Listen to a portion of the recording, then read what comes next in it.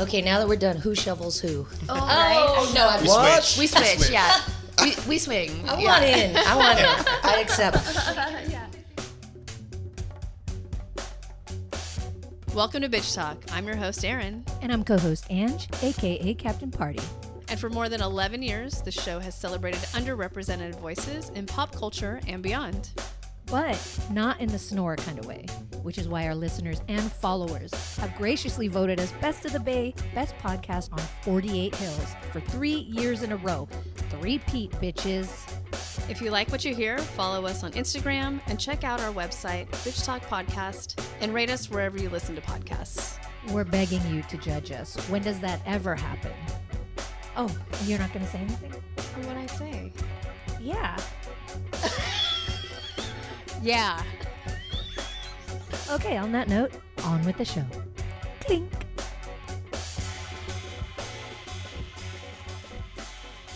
What's up, Bitch Talkers? We are here at South by Southwest 2025, bringing you one narrative film and one short film. Both of these interviews were really fun and went off the rails. First, we're going to have Dead Lover, which won the Neon Auteur Award for Uncompromising Visionary in the Visions section, and the short film out for delivery with a return guest, Chelsea Christer. And per the usual, we're going to be joined by our honorary bitch, John Wildman of Films Gone Wild. Enjoy. Here we are on Bitch Talk and FilmsGoneWild.com at South by Southwest 2025 here in Austin, Texas. My name is John Wildman. I'm the editor-in-chief of Films Gone Wild, and with me is Angela Tabora at Bitch Talk. And this is going to be our first segment of the morning, and this is... Man, it's going to be a weird one to start off with because it's crazy. In the best way possible. In the best way possible. The film is called Dead Lover. We have with us the director and co-writer, Grace Glowicki, and co-writer Ben Petrie. I hope I didn't ask you guys how to pronounce your names. I hope I did it correctly. Nailed it. Bingo. Okay, great. And before, Grace, you tell us about this film, because we always have our filmmaker introduce our audience to the film before we start. I will tell you that this happens frequently where either Angela or Aaron go, John, this is a you movie. So you have to do this segment with us because this is a you movie. So bearing that in mind, and we'll get into that because because Angela was right. You must be a weird dude. Grace, tell us about Dead Lover. Okay, so Dead Lover is a horror comedy about a stinky gravedigger who smells so bad of corpses that no one will come near her, but all she wants is a lover. That's kind of the premise of the movie. Ooh, okay. So I thoroughly enjoyed it. It felt both like a fresh take, but also an old take at the same time, if that's even possible. But I was reading the press notes, and there were two adjectives that you don't see every day when you were describing your film, and that was delirious and horny. And I was like, if that isn't, I mean, that's the name of my autobiography, so thank you. So what was your inspiration for this story? And I also, Grace, because you play our lead gravedigger, what was your inspiration behind her accent? Because I was just obsessed. Great question. So the inspiration from the story wasn't really super particular. I knew I wanted to make a movie, wasn't really sure about what. So I wanted to write the thing unconventionally. So I assembled like 4 of my friends. One's a therapist, the other one was Ben, the other 2 are filmmakers. And I would just call them and we would spitball. What could be a cool character? What could be a cool scenario? And from those conversations, someone was like, gravedigger, like that's a cool, gravediggers are interesting. And we sort of spitballed from that place, this whole story, and worked really like free associatively. Like if we got stuck, I'd be like, did anyone have any weird dreams? Like, let's talk about those. Maybe there's some clues for our story in our unconscious. Or the therapist would be like, like I read about this disorder that has this like funny thing in it. So we kind of just did a collective hive mind to come up with the story. And then the Cockney accent on my character, it came way late. Like I feel like, in rehearsals. So maybe like 4 weeks before shooting the movie, I was like, I think I was like, I'm struggling to find a character voice, which is really important for me as an actor. And then just on a whim, I like tried a Cockney in rehearsal, and all my friends were like, dude, you can't do that. It's so bad. And I was like, no, I think there's something there. You were like, exactly. I was, yeah, it truly. So kind of one of the ethos ended up being, like as an actor in other people's films, every movie I ask for a character accent, never always get denied.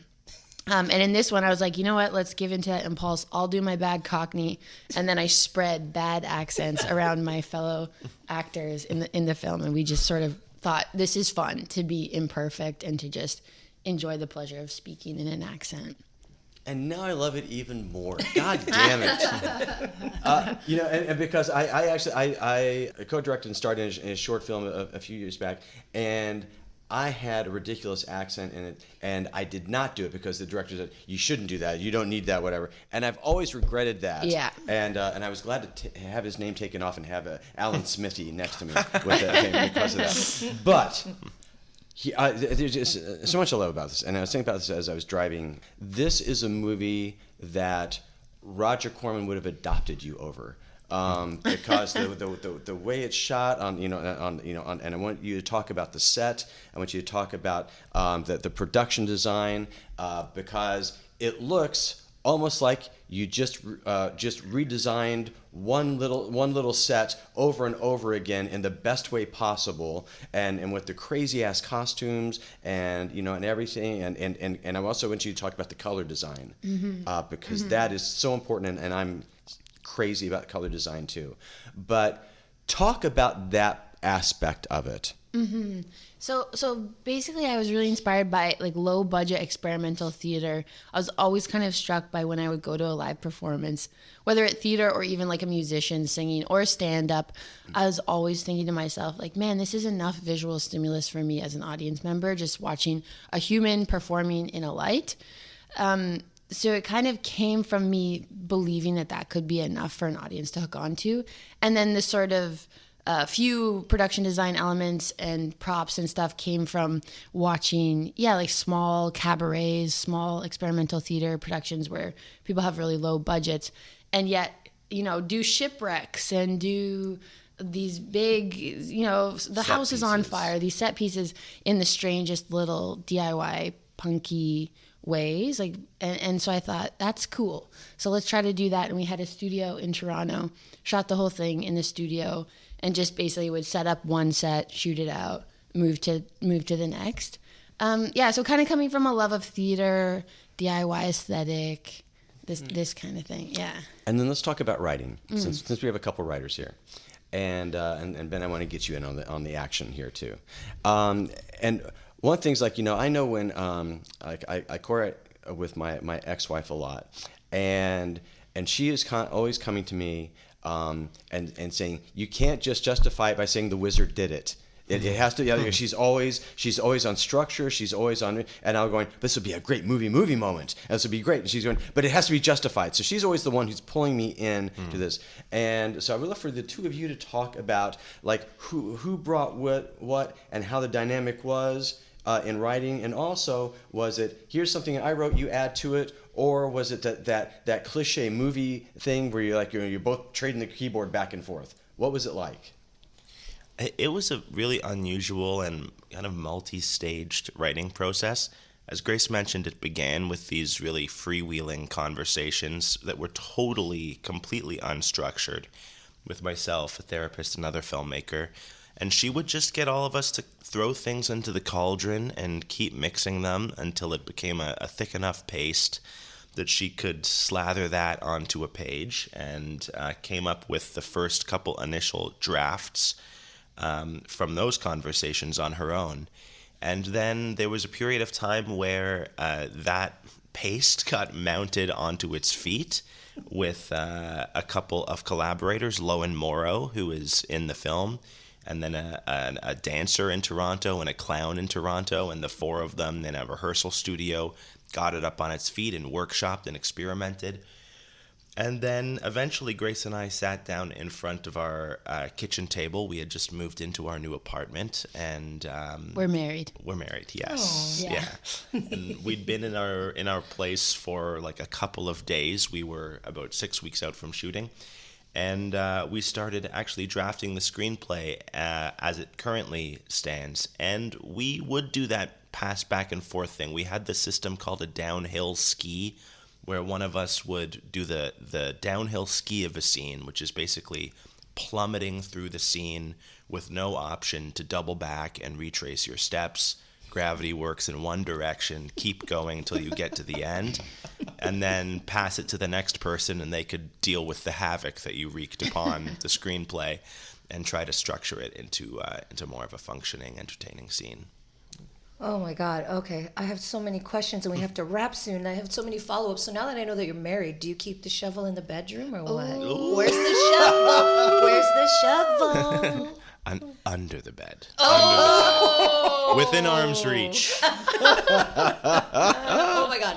No, I just have to say I laughed out loud so many fucking times. I never knew that like someone galloping on a fake horse could just make me laugh so much. There were so many little moments that were so fucking funny and random and out there. So thank you for that because I needed it. We all need a laugh like that. But also I just have to say you all played 500 different characters and wore 500 different hats. It's like a cast of 3. So can you just talk about like doing everything in the collaborative process? It sounds like chaos, but it also sounds really fun and fulfilling. Like you were an improv troupe and a crew all at once. Totally. Yeah, like my goal with the project, because as an actor, you get off a film set, you're like, oh, that was really hard, really challenging. I didn't really have fun. Like the filmmaking can be really difficult at times, and I've definitely like had my share of difficult experiences on sets. And with this one, and my first film I directed, Tito, I was angsty, like, oh, can I do this? And with this one, I thought I just wanted, my goal, no matter what, was to be really open and to have as much fun as I could and be as collaborative as I could. So whenever I think things started to feel like, oh man, we were doing so much, I just tried to keep that goal in mind as like, that's the most important thing. And I think because we all kind of come from theater, the 4 actors in the movie, we're used to that, sort of like quickly doing a quick change and then holding a lamp and then, okay, no, I'll do the finger. What's the accent? Like there was a sort of joy in getting to like regress back to our like black box theater days as college students. So I think it was quite like liberating, despite like we really did have so much to do, but the ethos of like play was very thick. So I think, it was super crazy, but yeah, fun. Yeah. Well, it is. It is just all kinds of damn good fun. The movie, again, is Dead Lover, and we've been talking with Grace Glowicki, the director and co-writer and star of the film, and co-writer and hubby, Ben Petrie. Great talking to you, dude. Thank you so much. Nice talking. Thanks for Great having talking to us. Thank you to our pink pony bitch, Courtney Kita, and our denialers of river bitch, Annie Taborakakula, for supporting this episode. Okay, we're good to go for Bitch Talk and FilmsGoneWild.com at South by Southwest 2025 in Austin, Texas. My name is John Wildman. I'm the editor-in-chief of Films Gone Wild, and with me is the Bitch Talk team of Aaron Lynn and Angela Tabora. This segment, we're going to talk about a short film called Out for Delivery. We have with us the director, Chelsea Christer, going narrative this time. Usually, we're familiar with the documentary side of Chelsea, but now we're going narrative with this one. And we have the star, one of the stars of the film, Deanna Rooney. So welcome to the show, both of you. Oh, hi. Hello. Thank you. Hi. Thank you. All right, we start by having our filmmakers introduce the film. So, Chelsea, tell us about the film. Yeah, so Out for Delivery is a dark comedy following Joanna, who was recently diagnosed terminally ill, and she decides to pursue end-of-life care. And the systems and structures in place that are supposed to make her death peaceful essentially become the opposite. Oh, it's so funny. I'm laughing the entire time. Thank you so much. Oh, God. So the script is not only is the script hilarious, but Deanna, you're also acting alone for a big portion of this short film. Like, can you talk about just that whole opening scene and acting alone and your comedic timing, and also, Chelsea, if you want to chime in on the direction you gave and if there was any ad-libbing in there. Oh, my goodness. I mean, Chelsea already yells at me. I always feel bad. I'm like, oh, it feels like too much me. It was not. Deanna is humble by fault, absolutely. But yeah, I mean, I'll start you off because I know you struggle talking about yourself, so I'll praise you first. That'll make it easier, I'm sure. But no, I mean, I wrote the script for Deanna. I knew what they were capable of, and I was just like, I knew how they could take something and ground it really well while still being very funny, you know. Deanna's an incredible, like, you know, dramatic performer and comedic performer, like very physical. And so especially, you know, knowing when I wrote it, originally I was trying to write it for just, you know, the, like, this is John Duplass style, right? One room, one person. But what I realized when I was writing it is just how important human connection was to me in in wrapping up this story. And so I knew there would have to be another person, but the script, I mean, I knew that it was going to be Deanna for most of it, and I just knew that they were capable of carrying it. I'm going to throw it back at you. It was all on the page. I mean that very truthfully. I'm not saying that in a combative way whatsoever. Maybe 20%. But Okay, you two, bring it down, okay? you can't pay me to. We're busting out the fisticuffs.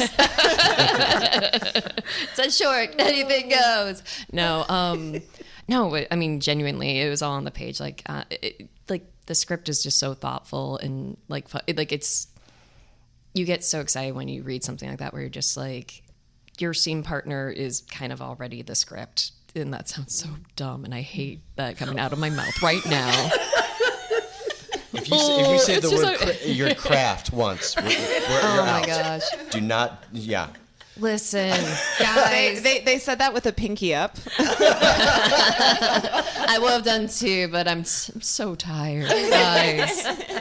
Don't worry, I hate myself more than anyone listening can. But no, it was like, especially for the grounding moments, you know, I think the benefit of having someone who's one of your dear friends is like the person that you wrote the role for, and it just gave us a lot of prep time, you know. We were able to, as soon as I wrote it, before we even confirmed a day, I was like, let's just sit down and talk about the script, and you as a performer and me as a director, and the things that you see on the page that are, you know, that makes sense to you, that you have questions about. And it was really collaborative in a way that I feel like not a lot of people get an opportunity to do these days, because for, you know, low budget indie films, you know, there's like no rehearsal time. But like when you're just hanging out anyway, and you can just sit and be like, hey, let's just like break down these scenes together, you know, it gave us a lot of runway to find the heart of this character, this like lonely character. Oh, absolutely. It was so like it was priceless being able to just reach out and like just genuinely ask questions and like be like, well, why this? And like actually like we dug in and we're like, oh yeah, like what would motivate this, and like does this seem honest? Which was kind of the thing that we kept circling back to, which can be tricky, especially when you're trying to weave humor into something that isn't necessarily funny. But yeah, no, the whole process was really organic and great. And also I have the benefit of Chelsea is such a generous friend that since the pandemic, almost all auditions are virtual. So a lot of self-taping. So I've subjected her to being my scene partner more than most. And so when she says she's familiar with what my strengths are, it's also because she knows my failings as well. Well, you don't need her anymore because now you have the script for your scene partner. Yeah. Wow. Touche. Love it. Way to call back. Oh, you know what? I feel like, honestly, it's like the other half of me, just the script. I'm just gonna, like, I feel like I should redo my headshots. I feel like we're just gonna do any red carpet together. Couples photos. Yeah, it's like, this is my partner in life.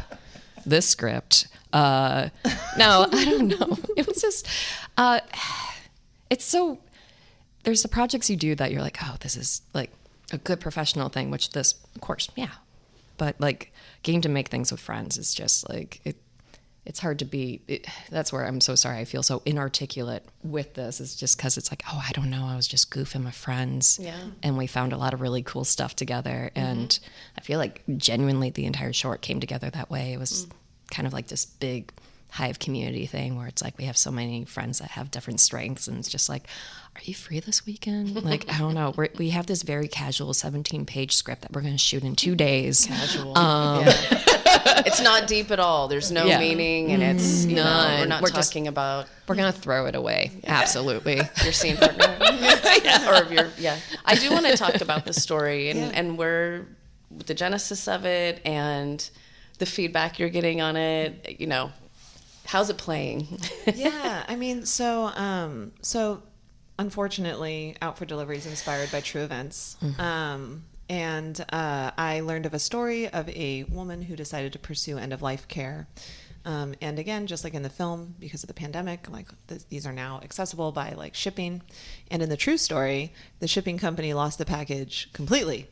Like, and customer service was not helpful. They're like, well, we don't deliver Saturdays. Our customer service office is closed. Like, there was just no empathy. There was nothing that actually offered this woman the dignity that she was seeking.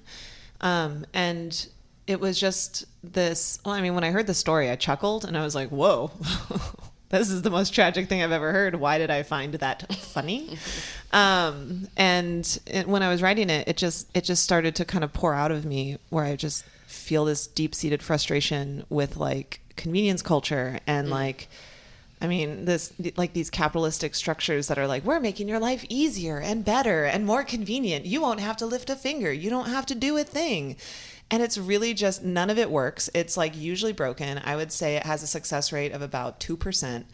And it doesn't really feel like it makes life easier. It kind of makes life more boring because we're not connecting with each other anymore. You know, like one of my favorite authors and probably, you know, responsible for some of my humor was Kurt Vonnegut. And I remember he said at one point is he was like, you know, we're here on this earth just to fart around as humans. So like, why would we click and do the thing when we can just walk out in the world and like have a conversation with somebody in line at the post office, you know, or you just never know what you're going to run into. And when we erase that with these, you know, tech and these apps and these things, we lose that human connection. So that's what I found. And that's what I decided to express with this film.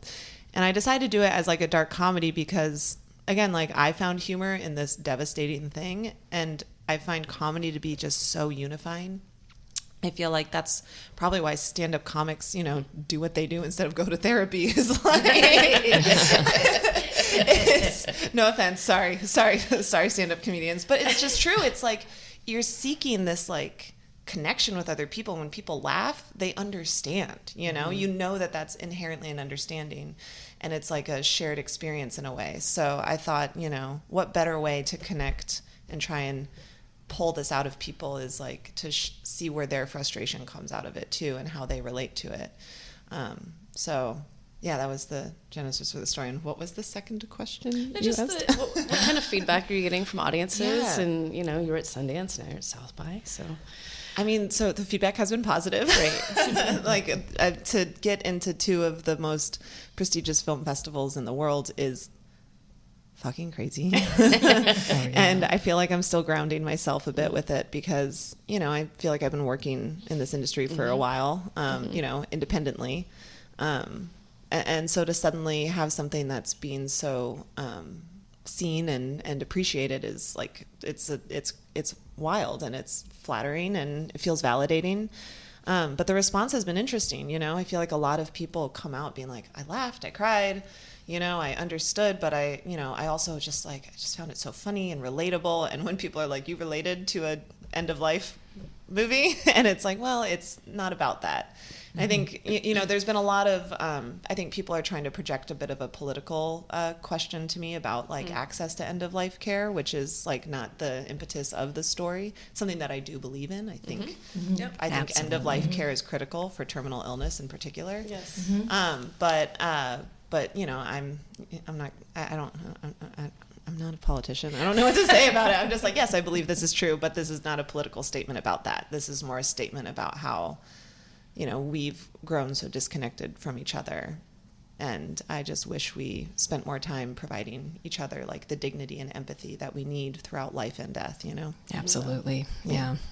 Well, now that Chelsea went all political on us, I'll bring it back to the film. I'm so sorry, everybody. I know. Yeah, just in these unprecedented times. Everything is political. Everything is political. Yes. But I want to talk about the combo of Deanna and Martin. And I'll start off by saying this also, that, you know, yesterday I'm helping run the photos for you guys, and I started off by complimenting you, Deanna, on the performance.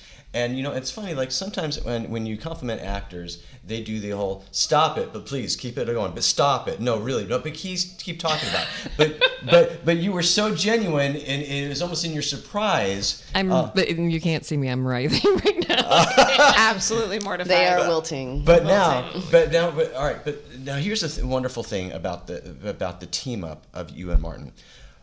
Martin is amazing. Oh my gosh! In almost every damn character that he does, because he gives you stuff that you never expect, and he gives you the most subtle reaction and things that are not on the page, and things that add an angle that you go, all right, that is not the stock 1A acting choice here, and especially with the two of you in the car, as the back and forth, there are side-eye glances, there are little inward gasps, there are things between both of you reacting to each other, and I have to think that as an actor, when you have someone to play off of like that it is the best goddamn thing ever.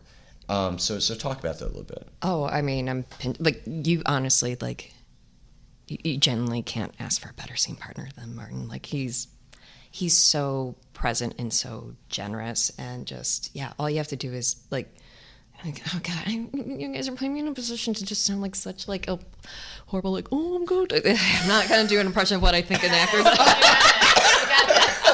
I'm just going to go walk into traffic right now. I'll join you. Let's go. Yeah. No, but it's like, it just, like, he makes it so easy. He really genuinely does. It's like, as long as you're just, like, actually, like, being there with the person, like, we're all here with each other. You're not, like, worried about, like, okay, I'm going to prep myself. And, like, when this person says something, I'm going to turn and be like, oh, yeah, and, like, nod my head in a weird still. Like, if you're just listening to someone, you're going to react like a human. And I will also say, it's funny to say, we don't want to give spoilers because obviously we know you're going to die. However, all of us are. However, I will say that again, as Aaron said, to give Martin his flowers, during the credits, he does a physical comedy bit that is just a master class in physical comedy.